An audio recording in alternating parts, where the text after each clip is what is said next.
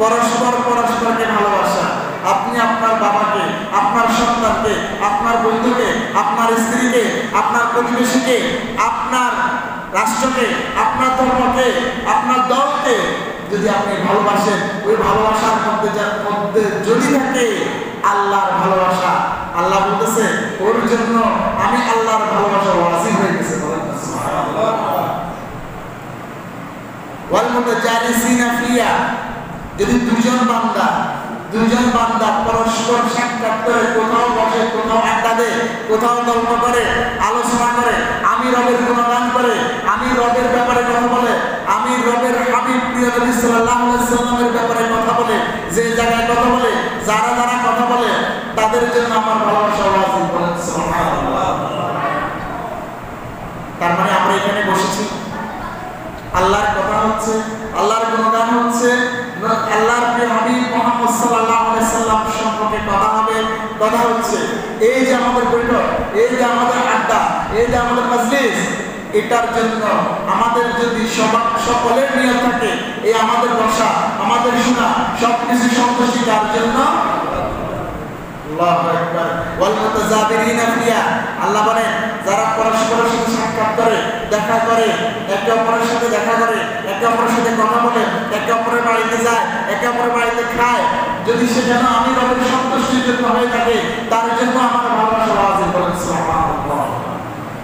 ওয়াল মুতাবাদিলিনা ফিয়া, কেউ যদি পরস্পর খরচ করে, দুজনে মিলে সিদ্ধান্ত নিল, তিনজনে মিলে সিদ্ধান্ত নিল, 1000 মানুষ সিদ্ধান্ত নিল যে এই সিদ্ধান্ত থেকে আমরা কিছু টাকা কালেকশন করব, এই টাকা কালেকশন করে আমার রবের সন্তুষ্টির জন্য ব্যয় করব, এমন যদি তাদের সিদ্ধান্ত হয়, আল্লাহর রাস্তায় খরচ করার জন্য, আল্লাহর জন্য ব্যয় করার জন্য যদি তাদের সিদ্ধান্ত হয়, তারা সবাই মিলে যদি খরচ করে, ওই লোকগুলোর জন্য আমি রবের ভালোবাসা ওয়াজিব হয়ে গেছে। অন্যের আওয়াজে আছে এই যে তাদের পরস্পর ভালোবাসা, তারা যে একে অপরকে ভালোবাসে আমি রবের সন্তুষ্টির জন্য, এই জালালি রহমানাবি, তাদের জন্য আমি রবের পক্ষ থেকে জান্নাতের মধ্যে একটা মিনার বানিয়ে দেওয়া হবে। সুবহানাল্লাহ।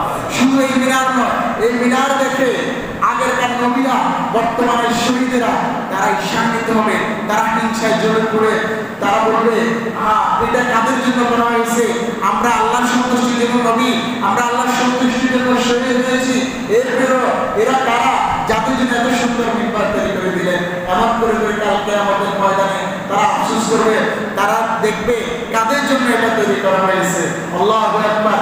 যদি আমরা পরস্পরের ভালোবাসা, যদি আমাদের পরস্পরের বৈঠক, যদি আমাদের পরস্পরের দেখা সাক্ষাৎ, যদি আমাদের পরস্পরের খরচ, এগুলো সবকিছু যদি আল্লাহর সন্তুষ্টির জন্য হয়ে থাকে, আল্লাহ বলেন ওয়াজিবাত মুহাব্বাতি, আমার ভালোবাসা ওই বান্দার জন্য ওয়াজিব হয়ে যাবে। সুবহানাল্লাহ। আর যার জন্য ভালোবাসা আল্লাহর ওয়াজিব হয়ে যায়, তার আর কোনো কিছু দরকার আছে? তার আর কোনো কিছু দরকার আছে? তার আর কোনো কিছু প্রয়োজন আছে? এক পাগল কি বলে জানেন? এক পাগল বলতেছে আল্লাহ আমাকে জাহান্নাম দেন, আল্লাহ আমাকে জাহান্নাম দেন, আল্লাহ আমাকে জাহান্নাম দেন। আমাদের মতো সমাজপতিরা, আমাদের মতো শিক্ষিতরা, আমাদের মতো পণ্ডিতরা, আমাদের মতো বিজ্ঞানীরা, আমাদের মতো প্রভাষকেরা, লেকচারাররা, জ্ঞানীরা, ইমামরা প্রতিদিন তার কথা শুনে আর বলে ও তো পাগল। ও কি পাগলই তো জাহান্নাম চায়? ভালো মানুষই জাহান্নাম চায়? রাসূল আমাকে শিখিয়েছেন, আমাদের শিখিয়েছেন আল্লাহুম্মা ইন্না নাসআলুকাল জান্নাহ, আল্লাহ আমাদেরকে জান্নাত দেন। আর এই পাগলে বলে তাকে জাহান্নাম দেওয়ার জন্য। আরে এ তো পাগল, এ তো পাগল। পণ্ডিতরা, সমাজের জ্ঞানীরা ওই লোকটাকে পাগল পাগল বলে তাকে সম্বোধন করে রাখছে। একদিন পাগল তাদের কাছে আসলো, এসে বলে তোমরা আমাকে পাগল বলতেছো কেন? লোকটি বলল তোমার কথার মধ্যে তো পাগলের সুবাস পাওয়া যায়। কোন মুসলমান, কোন মানুষ তো সব জ্ঞানে জাহান্নাম চায় না, তুমি কেন জাহান্নাম চাও আমাদেরকে ঘুরে বলো। বলে আপনারা তো সমাজের পণ্ডিত, সমাজের জ্ঞানী ব্যক্তি, আপনারা আমার ভাষা বুঝবেন না, যিনি বোঝার তিনি বুঝবেন নয়। বলে একটু ঘুরে বলো। বলে আমি তো জাহান্নাম চাই, আমি আল্লাহর কাছে জাহান্নাম চাই, আমি আল্লাহর কাছে জাহান্নাম চাই। সে জাহান্নাম চাই, যে জাহান্নামে আমি যাব, আমি জাহান্নামে থাকবো, আমি জাহান্নামে বসবাস করবো, কিন্তু আমার রবের ভালোবাসা আমার সাথে থাকবে। বলেন সুবহানাল্লাহ। যদি আমার রবের ভালোবাসা আমার সাথে থাকে, আমার রব যদি আমাকে ভালোবাসে, ভালোবেসে যদি আমার রব আমাকে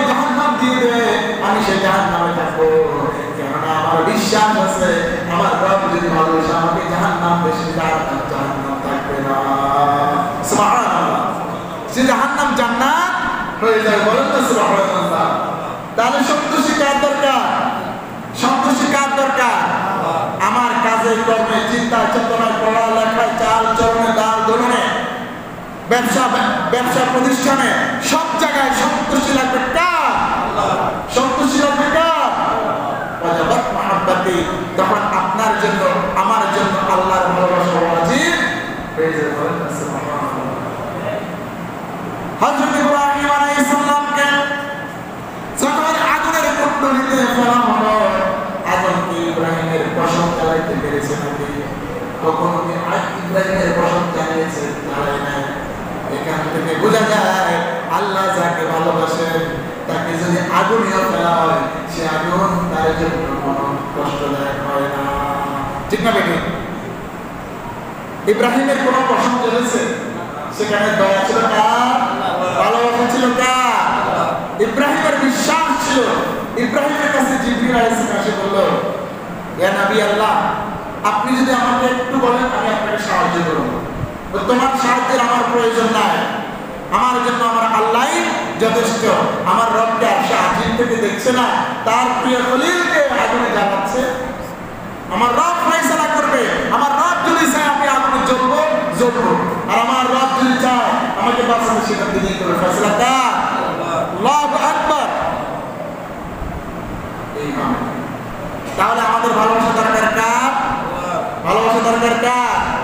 এই ভালোবাসা পাওয়ার জন্য আমাদের আত্মাকে কোরআনুল কারীমের মধ্যে 3 ভাগে ভাগ করা হয়েছে। কয় ভাগে? কয় ভাগে? আমাদের আত্মা কয় রকম? 3 রকম। সবাই বলেন আত্মা কয় রকম? 3 প্রকার। 1 নাম্বার আত্মা হচ্ছে নফসুল মুতমাইন্না, নফসুল মুতমাইন্না। 2 নাম্বার আত্মা হচ্ছে নফসুল লাওয়ামা। 3 নাম্বার আত্মা হচ্ছে নফসে আম্মারা, নফসে আম্মারা। নফসে আম্মারা হচ্ছে ওই আত্মা যে আত্মা সর্বদাই গুনাহের কাজে ডাকে, গুনাহের কাজে ডাকে, অশ্লীলতার কাজে ডাকে, খারাপ কাজে ডাকে। ভালো কাজ তার কাছে ভালো লাগে না, যেভাবে হোক তার কাছে ভালো কাজ ভালো লাগবে না। নামাজ পড়ে বাধ্য হয়ে পড়ে, কোরআন পড়ে বাধ্য হয়ে পড়ে, মসজিদে আসে বাধ্য হয়ে আসে। আমি সমাজের জ্ঞানী গুণী মানুষ, মসজিদে না আসলে আমাকে মানুষ খারাপ বলবে, এমন চিন্তা চেতনায় আসে। এটা হচ্ছে নফসে আম্মারা। এই নফসে আম্মারার কাজ হচ্ছে মানুষকে গুনাহের কাজে ডেকে নেওয়া, মানুষকে গুনাহের দিকে ডেকে নেওয়া। আল্লাহ রাব্বুল আলামিন তার কোরআনের মধ্যে কোট করে দিয়েছেন নফসে আম্মারার ব্যাপারে, ওয়া মা উবাররিউ নাফসি ইন্নান নাফসা লাআম্মারা বিস-সুই ইল্লা মা রাহিমা রাব্বি ইন্না রাব্বি গফুরুর রহিম। তোমরা নফসকে পবিত্র মনে করিও না। এই নফস তোমাদেরকে খারাপ কাজের দিকে নিয়ে যায়। এই নফস হচ্ছে নফসে আম্মারা, নফসে আম্মারা। আপনি যখন নামাজে দাঁড়াবেন, আপনি যখন নামাজে দাঁড়াবেন, নামাজে বসছেন, সূরা ফাতিহা পড়তেছেন, এমন সময় শয়তান আসবে, এসে আপনাকে সারা দিনের কর্মকাণ্ডগুলো মনে করিয়ে দিবে। এমন হয় না? এমন হয় না? আপনি নামাজ কত রাকাত পড়েছেন ভুলে গেছেন। আপনি নামাজ পড়তেছেন, ইমাম সাহেব নামাজ পড়তেছে, আপনি আল্লাহু আকবার বলে নামাজ পড়ছেন। আপনার নামাজ শুরু, ইমাম সাহেব পড়াচ্ছে, আপনার আর কোনো খোঁজ খবর নাই। এরকম আছে না? একটা গল্প বলি। একদিন এক ইমাম সাহেবের মুসল্লি, তিনি নিয়মিত নামাজ পড়েন। ঈশার নামাজ পড়ে তিনি কান্না করতেছেন। ইমাম সাহেব ওই মুসল্লিকে জিজ্ঞাসা করলেন, ভাইজান আপনি এত কান্না করতেছেন কেন? ওই যে আমি আপনার সাথে আজকে জামাতের 2 রাকাত নামাজ আদায় করতে পারিনি, এই জন্য কান্না করতেছি। আল্লাহু আকবার। এরকম মুসল্লি পাওয়া খুবই কঠিন। 2 রাকাত নামাজ আমার সাথে জামাতে পারিনি, এই জন্য কান্নায় চোখের পানি ফেলে দিচ্ছে। এরকম মুসল্লি আমার সমাজে নয়, আমার দেশেও নয়। ঠিক না বেটি? ইমাম সাহেব তো আমার আল্লাহু আকবার। আপনি তো আমার চেয়ে ভালো মানুষ, আপনি তো আমার চেয়ে একটা মানুষ, আপনি আমার চেয়ে ভালো একটা মানুষ, আপনি জামাতে 2 রাকাত নামাজ পারলে কান্না করতেছেন, আমার তো কখনো এরকম হয় নাই। হুজুর বেয়াদবি মাফ করবেন। আমি প্রতিদিন সারাদিন ব্যবসা বাণিজ্য করে যা কিছু করি, ঈশান নামাজে এসে আল্লাহু আকবার বলার পরে আমার সকাল থেকে সন্ধ্যা পর্যন্ত এখন পর্যন্ত যা কিছু আমি করেছি সব কিছু মনে পড়ে যায়, আর আমি আস্তে আস্তে টুকটু করে আমার হিসাবগুলো নিয়ে আজকে 2 রাকাত নামাজ আপনার সাথে পেলাম না, আমার অর্ধেক হিসাব হবে না। বলে না নামাজ বলে না নামাজ, এটা হচ্ছে নফসে আম্মারা, নফসে আম্মারা। এরপর আসে নফসে লাওয়ামা। নফসে লাওয়ামা হচ্ছে, এটা হচ্ছে এমন একটা আত্মা, আপনি নামাজ পড়তে দাঁড়ালেন, আপনি পড়তেছেন, শয়তান আসলো এসে আপনাকে ডাকতেছে, এই অমুক কাজ তোমার পড়ে আছে, ওটা পড়ে আছে, ওই কাজ হয়ে গেছে, আপনি আবার টেনে না আমি নামাজে আছি সূরা পড়তেছেন, ধীরে ধীরে পড়ার চেষ্টা করতেছেন, নামাজগুলো যাতে রুকুটা ঠিকভাবে হয়, সিজদাটা ঠিকভাবে হয়, আপনি নিজেকে বারবার টানতেছেন, ও বারবার নিয়ে যায় আপনি বারবার টানেন, ও বারবার নিয়ে যায় আপনি বারবার নামাজের মধ্যে আসেন, এটা নাম হচ্ছে নফসে লাওয়ামা। আল্লাহ সূরা কিয়ামার মধ্যে বলতেছেন, লা উকসিমু বিয়াউমিল কিয়ামা, আমি কসম করে বলছি কিয়ামতের দিনে, ওয়ালা উকসিমু বিন নফসিল লাওয়ামা, আর কসম করে বলছি ওই আত্মা যে আত্মা এমন কাজ করে একবার ফিরে যায় আবার রিটার্ন আসে, একবার ফিরে যায় আবার রিটার্ন আসে, ওই আত্মার কসম করে আল্লাহ বলতেছে আল্লাহু আকবার। এই আত্মাটা বেশিরভাগ আমাদের ঠিক হবে, আমরা যখন নামাজে দাঁড়াই মন চলে যায় আবার টেনে আনি, নামাজে দাঁড়াই মন চলে যায় আবার টেনে আনি, চেষ্টা করি আমরা অন্তত এই আত্মার মধ্যে থাকার জন্য চেষ্টা ইনশাআল্লাহ করব। সবাই রাজি আছি? সবাই রাজি আছি? আপনার মন চলে যাবে আবার ডেকে নিয়ে আসবেন, আবার যাবে আবার ডেকে নিয়ে আসবেন, এটাকে বলে নফসে লাওয়ামা। এরপর নফসে মুতমাইন্না, প্রশান্ত আত্মা, আল্লাহু আকবার, যে আত্মা নামাজে দাঁড়ালে পৃথিবীর সমস্ত কিছু ভুলে যায়। আল্লাহু আকবার। আল্লাহর নবীর সাহাবী হযরত আলী রাদিয়াল্লাহু তাআলা আনহু একটা যুদ্ধে পায়ের মধ্যে তীর আঘাত পেয়েছেন, তীরটা তার পায়ের মধ্যে ঢুকে গেছে, তীরবিদ্ধ অবস্থায় কোনোভাবে সাহাবীরা তার পা থেকে তীরটুকু খুলতে পারছে না। নবী তখন সাহাবীদেরকে বলে, সাহাবীরা তোমরা এখন তাকে কষ্ট দিও না, আলী যখন নামাজে দাঁড়াবে তখন তোমরা তার থেকে তীরটা খুলে নিও। আল্লাহু আকবার। হযরত আলী রাদিয়াল্লাহু তাআলা নামাজের মধ্যে দাঁড়ালেন, অমনি করে সাহাবীরা পিছন থেকে এসে তার পা থেকে তীরটুকু করে দিলেন। আলী রাদিয়াল্লাহু তাআলা একটু জন্য করলেন না। সুবহানাল্লাহ। তাহলে তাদের নামাজ কেমন ছিল? নামাজে ঢুকছেন পৃথিবীর সমস্ত কিছু ভুলে গেছে, এটা হচ্ছে নামাজ। আল্লাযীনা হুম ফি সালাতিহিম খাশিউন, নামাজে ঢুকবেন তো সব কিছু ভুলে যাবেন, একমাত্র নামাজ হবে কার জন্য? নামাজ হবে কার জন্য? আকিমিস সালাতি যিকরি, আল্লাহ রাব্বুল আলামিন বলেন আমার জন্য নামাজ পড়ো, আমাকে স্মরণ করার জন্য নামাজ পড়ো। ইন্না সালাতি ওয়া নুসুকি ওয়া মাহইয়ায়া লিল্লাহি রাব্বিল আলামিন, তুমি নামাজের মধ্যে সব সময় বলো নিশ্চয়ই আমার সালাত, নিশ্চয়ই আমার কুরবানি, নিশ্চয়ই আমার জীবন, আমার মরণ সবকিছু কার জন্য? সবকিছু কার জন্য হবে? সবকিছু কার জন্য হবে? আল্লাহর জন্য হবে। কোন সন্দেহ আছে? নফসে মুতমাইন্না, আল্লাহর সাহাবী, আল্লাহর নবীর সাহাবী, এক যুদ্ধের ময়দানে তারা যুদ্ধের জন্য সবাই প্রস্তুত। রাত্রিবেলা রাসূলুল্লাহ সাল্লাল্লাহু আলাইহি ওয়াসাল্লাম দুজন সাহাবীকে পাহারার দায়িত্ব দিলেন, একজন আনসার একজন মুহাজির, তাদেরকে দায়িত্ব দিলেন তোমরা যুদ্ধের ময়দানে সমস্ত মুসলিম সেনাদেরকে পাহারা দাও, সবাই ঘুমাবে, সারাদিন যুদ্ধ করছে, তোমরা তাদেরকে পাহারা দিবা। কোন কাফির মুশরিক যদি আমাদেরকে আঘাত করতে চায় তখন তোমরা আমাদের সব সবাইকে ডাক দিবা, আমরা সাথে সাথে হয়ে যাবো, যুদ্ধে ঝাঁপিয়ে পড়ব। মুহাজির তিনি কিছুক্ষণ পাহারা দিলেন, গভীর রাত্রিতে তিনি তার পাশে সাহাবীকে বললেন, আনসার ভাই আমি একটু ঘুমাই, এবার তুমি পাহারা দাও। মুহাজির ঘুমিয়ে পড়ল, আনসার ভাই ঘুমিয়ে পড়ল, তিনি উঠে পাহারা দিচ্ছেন। তার মনে মনে চিন্তা, খামাকে বসে থেকে লাভ কি, আমি ওযু করে এসে 2 রাকাত নামাজ পড়ি, নামাজ পড়তে থাকি, নামাজও পড়া হবে, আমার পাহারাও হয়ে যাবে। তিনি নামাজে দাঁড়িয়ে গেলেন, লম্বা সূরা পড়লেন, সূরা কাহাফ তিনি তেলাওয়াত করতেছেন, আর তেলাওয়াতের মজা নিচ্ছেন নামাজের মধ্যে। দূর থেকে কাফিররা খেয়াল করলেন, কি জানি একটা জিনিস খাম্বার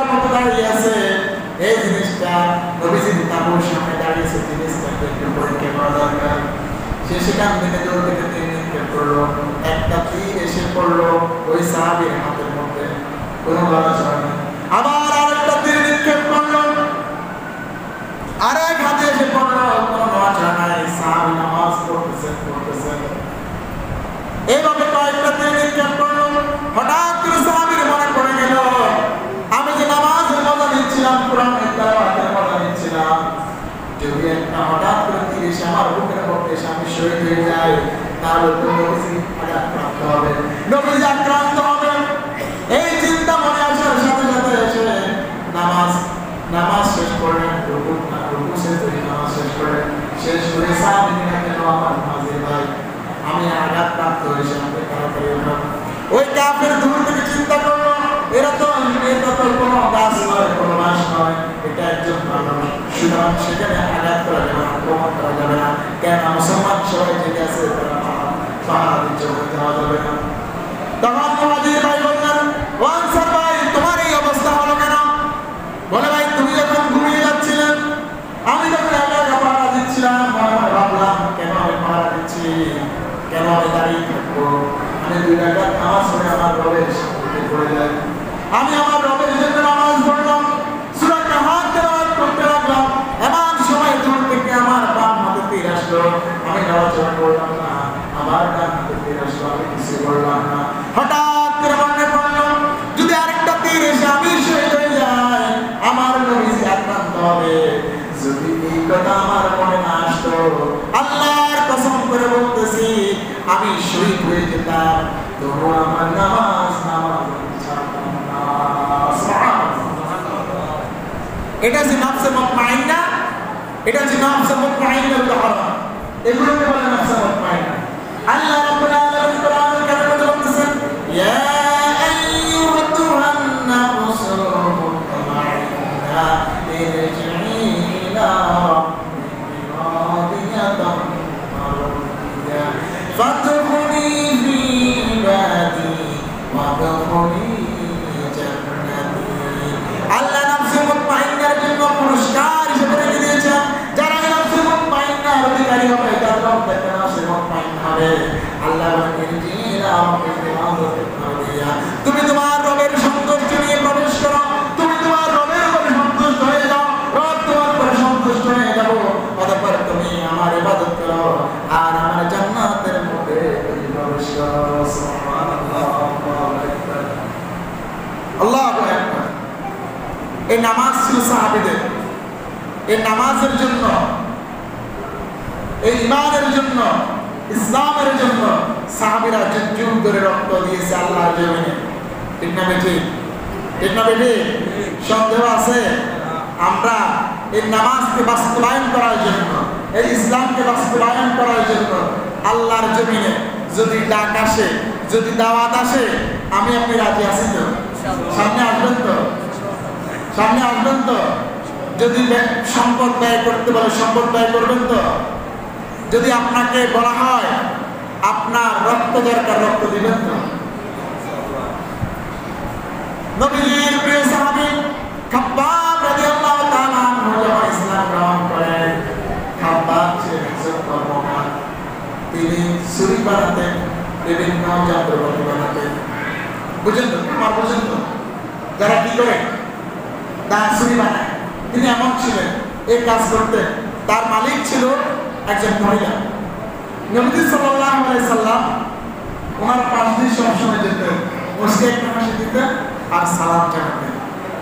খাব্বাব এটা দেখে নবীজির প্রতি তার ভালোবাসা বেড়ে গেল। একদিন, 2 দিন, 3 দিন এভাবে করতে করতে নবীজির সাহায্যে আসা শুরু হলো। একসময় তিনি পড়লেন কালিমা লা ইলাহা ইল্লাল্লাহু মুহাম্মাদুর রাসূলুল্লাহ। খাব্বাব যখন ইমানের কালিমা পড়লেন, সাথে সাথে তার উপর জিবরাইল চালু হয়ে গেল।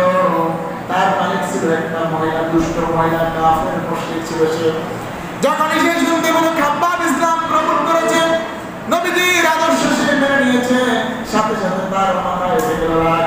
সে দৌড়ে খাব্বাবের কাছে আসলো, এসে জিজ্ঞাসা করলো, খাব্বাব তুমি নাকি ইসলাম কবুল করেছো? খাব্বাব বলল, আমি ইসলাম কবুল করেছি, আমি এক আল্লাহকে বিশ্বাস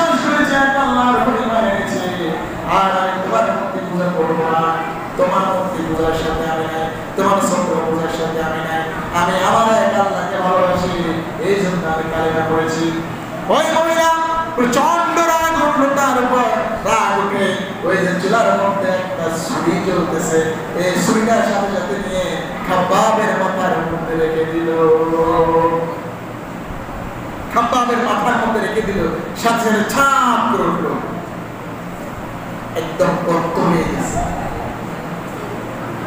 এই খাব্বাবকে কাফেররা নিয়ে গেল, কিন্তু দাস ছিল, একজন মৃত দাস, তার কোনো মান নাই, সম্মান নাই, ইজ্জত নাই, জীবনের কোনো সিকিউরিটি নাই। তাকে নিয়ে গেল, নিয়ে জ্বলন্ত আগুনে লোহার অঙ্গারের উপর তাকে শোয়াই দিল, জ্বলন্ত অঙ্গার উপর তাকে শোয়াই দিল, শোয়ার উপরে পাথর দিয়ে চাপা দিল। যে অঙ্গারে প্রচন্ড আগুন, লাল, এই আগুনগুলো যখন খাব্বাবের পিঠের মধ্যে লাগলো, সাথে সাথে পিঠের মধ্যে ঢুকে গেল এবং খাব্বাবের শরীরের চর্বিগুলো বের হয়ে আগুন নিচ্ছে। আল্লাহু আকবার! কি পরিমাণ অত্যন্ত কষ্ট কাকে বলে! তারপর সর্বোচ্চ শাস্তি সবসময় আগুনের প্রমাণে তাকে সেঁক দিত। বলতো, ইমান, ইমান, ইমান তোমার অন্তর থেকে বিতাড়িত করো, দূরীভূত করো, ইসলামকে ত্যাগ করো, মুহাম্মদকে ত্যাগ করো, আল্লাহকে ত্যাগ করো। খাব্বাব এরপরেও কখনো বলে নাই। আমাকে আপনাকে যদি পরীক্ষা করা হয়, ইমানের উপর থাকবো, থাকা সম্ভব হবে? থাকা সম্ভব হবে?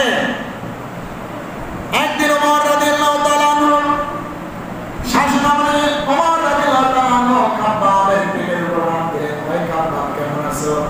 সাথে সাথে ওমর রাদিয়াল্লাহু তাআলা আনহুর হাত তার পিঠের মধ্যে ঢুকে গেল। ওমর বললেন, ভাই খাব্বাব, তোমার কি হলো? আমার হাত কেন তোমার পিঠের মধ্যে ঢুকে গেল? খাব্বাব তখন বললেন, ইয়া আমিরুল মুমিনিন, ইসলামের প্রথম যুগে আমি ইসলাম গ্রহণ করেছি, ওই কাফির মুশরিকেরা আমাকে লোহার অঙ্গারের মধ্যে শোয়াইয়া উপরে পাথর চাপা দিত, আর অঙ্গারগুলো আমার পিঠের মধ্যে ঢুকে পিঠগুলো রক্ত হয়ে গেছে। হাদিসের মধ্যে আসছে, এই খাব্বাব রাদিয়াল্লাহু তাআলা আনহুর নাতি নাতিরা খেজুর এনে তার ওই অঙ্গারের মধ্যে, ওই গর্তের মধ্যে রাখতে পারত, এমন করতো তার পিঠের মধ্যে হয়ে গেছে এবং তার কোমরটা অত্যন্ত চিকন হয়ে গেছে। তখন খাব্বাবকে জিজ্ঞাসা করলো, হে ভাই খাব্বাব, তোমার এই অবস্থা কেন হলো? খাব্বাব বলল, হুজুর, আপনি আমাকে জিজ্ঞেস করেন না, এই কষ্টের কথা আমি আর স্মরণ করতে চাই না। তবে হুজুর, আমি আপনাকে একটা কথা বলতে চাই, আমি যখন ইসলাম গ্রহণ করে আমাকে যেভাবে শাস্তি দিয়েছে, যেভাবে তারা নিষ্ঠুরতা করেছে, তখন যে ইমানের আমি স্বাদ পেয়েছি, এখন আমি সেই ইমানের স্বাদ পাই না। আল্লাহু আকবার, আল্লাহু আকবার!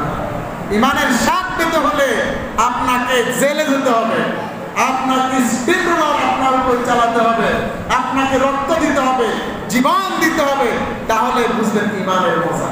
এর আগে ইমানের স্বাদ পাওয়া যাবে? খাব্বাব তো বেঁচে গেল। রাসূলুল্লাহর আরেক সাহাবী খুবাইব রাদিয়াল্লাহু তাআলা আনহু, সে কিন্তু কাফেরদের হাত থেকে বাঁচতে পারে নাই।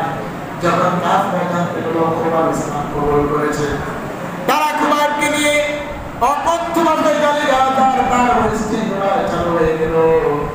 প্রচন্ড রোদের মধ্যে যখন বালুগুলো গরম হয়ে যেত, তাকে শোয়াই দিত, এর উপর পাথর চাপা দিত, আর তার মাথার মধ্যে পাথর দিয়ে মারত।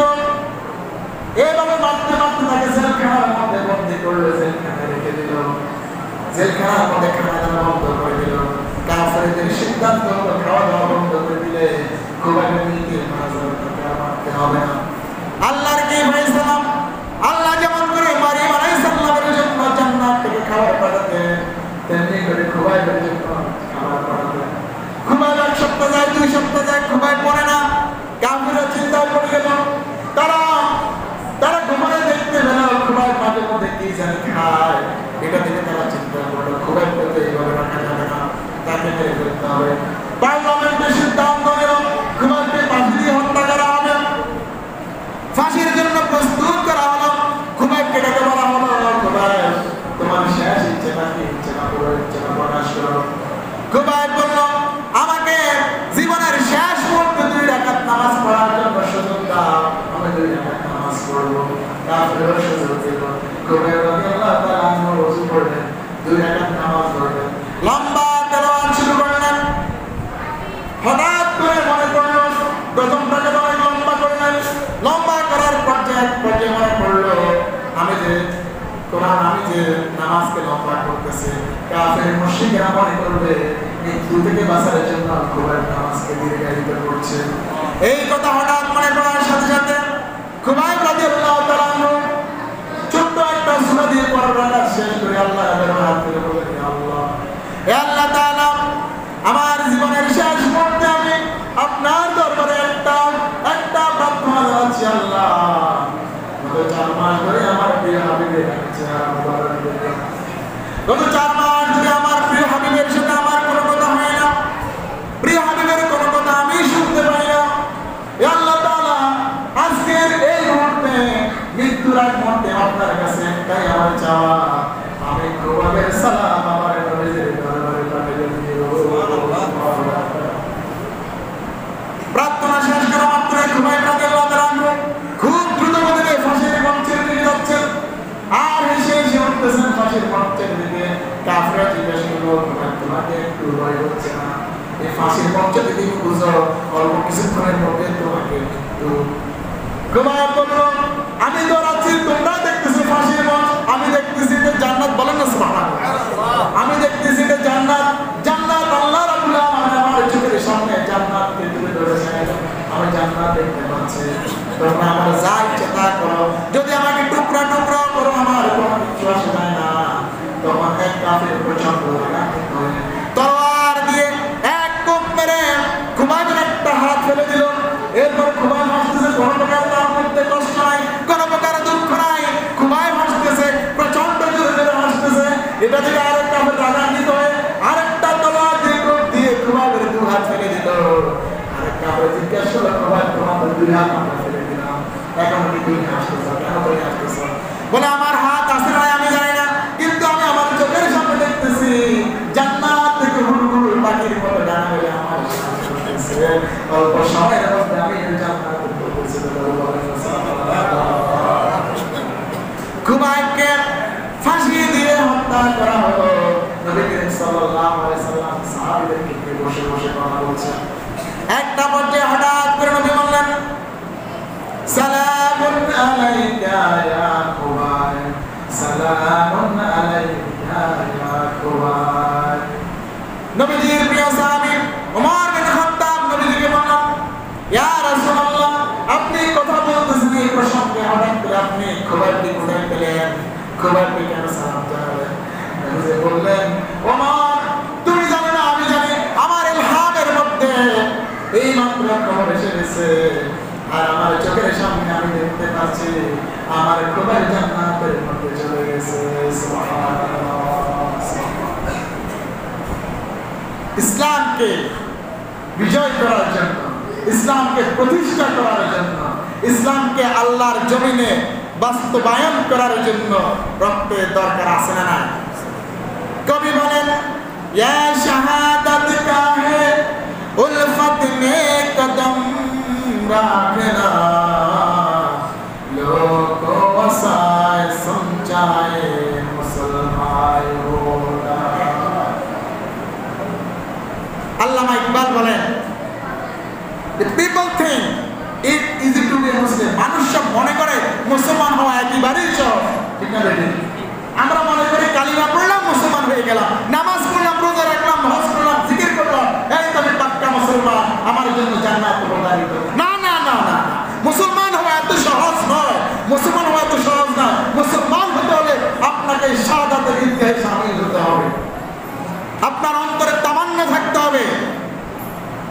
রাসূল সাল্লাল্লাহু আলাইহি ওয়াসাল্লামের হাদিস, আল জান্নাতু তাহতা সিয়ুর, তলোয়ারের নিচে হচ্ছে জান্নাত। বলেন না সুবহানাল্লাহ। মনের মধ্যে সবসময় আকাঙ্ক্ষা থাকতে হবে, আমাকে শাহাদাত হতে হবে। আল্লাহর দ্বীনের জন্য, ইসলামের জন্য, কোরআনের জন্য আমার জীবন যদি প্রয়োজন হয় জীবন দিয়ে দেবো, এই তামান্না অন্তরের মধ্যে থাকতে হবে। আল্লাহ আপনার মৃত্যু যেমন ফয়সালা করেছেন তেমন হোক, যদি তামান্না থাকে আপনাকে আল্লাহ শহীদ মর্যাদা দেবেন। বলেন না সুবহানাল্লাহ। আমার দেশে স্বাধীনভাবে কথা বলার জন্য, কোরআনের পক্ষে কথা বলার জন্য, হাদিসের পক্ষে কথা বলার জন্য রক্ত দিছে না? রক্ত দিছে না? এই জমিনে রক্ত দিছে না? দিছে না? আলেমরা স্বাভাবিকভাবে কোরআনের তাফসীর করার সুযোগ আল্লাহ করেছেন অনেকগুলো রক্তের বিনিময়ে, ঠিক না বেটি? যদি প্রয়োজন হয়, যদি আবারও প্রয়োজন হয় এই স্বাধীনতা বজায় রাখার জন্য, এই স্বাধীনতাকে ধরে রাখার জন্য আমাকে আপনাকে যদি রক্ত দিতে হয়, যদি সম্পদ দিতে হয়, জীবন দিতে হয়, সবাই প্রস্তুত আছি? নারায়ে তাকবীর, নারায়ে তাকবীর। আমাদের সকলকে কবুল করে আমিন। ওয়া আখিরু দাওয়ানা আলহামদুলিল্লাহ। আসসালামু আলাইকুম।